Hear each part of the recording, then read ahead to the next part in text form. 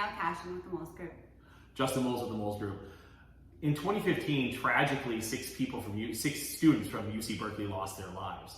With that, Governor Brown at the time, on September 17, 2018, passed SB 721, which was the balcony inspection bill. And that bill was to be addressed on final inspections of any unit that was 3 or more units, or any complex that was 3 or more units, by January 1st of 2025. They had to inspect the balcony. And that balcony was anything that was 6 feet or more above ground. So as we approach that date, we wanted to kind of go through, and Danielle will get into that, of what that inspection entails and the timeline to get that completed. So going off of what Justin said, any complex that has 3 or more units that have balconies, stairways, landings, porches, anything that's made of wood will need to be inspected by an inspector. If the balcony, for example, if it's compromised, that will be flagged as an immediate repair that needs to take action. You will need to get that done. If it's a non-emergency repair, you have 120 days to complete the work, but you might have to apply for permits.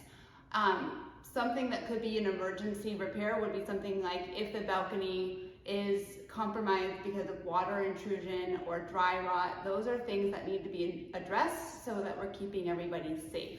So you do need to get that done before January 1st, 2025.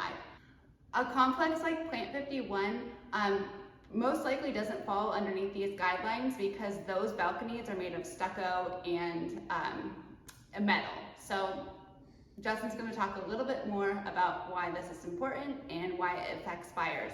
So going off what Danielle's saying is the reason why we're addressing it now was when Governor Brown passed the law in January 1st of 2019, a lot of people, we procrastinate, right? So you have till January 1st, 2025, right? So a lot of things were, hey, we'll just push this down the road.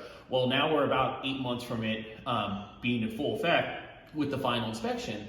So our point of view and our recommendation is for our buyers that are looking at condos, we are thoroughly looking through HOA docs. If you're not working with us and you have another realtor, we would highly suggest that you advise them, or hopefully they are looking through the HOA docs to be sure those final inspections have been done.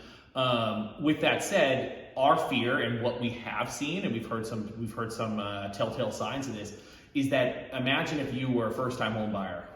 We went through the Sitzer Burnett situation and the buyer broker agreement in the last 2 videos, and you had to put 2.5% down because you were paying your buyer's agent, right? On $1 million property, that's $25,000. On a $1 million property, down payment's $200,000. So imagine you're basically putting your entire life savings into a condo. You finally close, and 2 days later, you get hit with an assessment of $35,000 to fix your balcony because the final inspection came in and it's an emergency situation. You have to address it. And under HOA guidelines, everyone in that complex would have to partake in fixing the balconies of their unit. So we're trying to get ahead of this. It's a big topic. You're going to hear some lenders talk about it.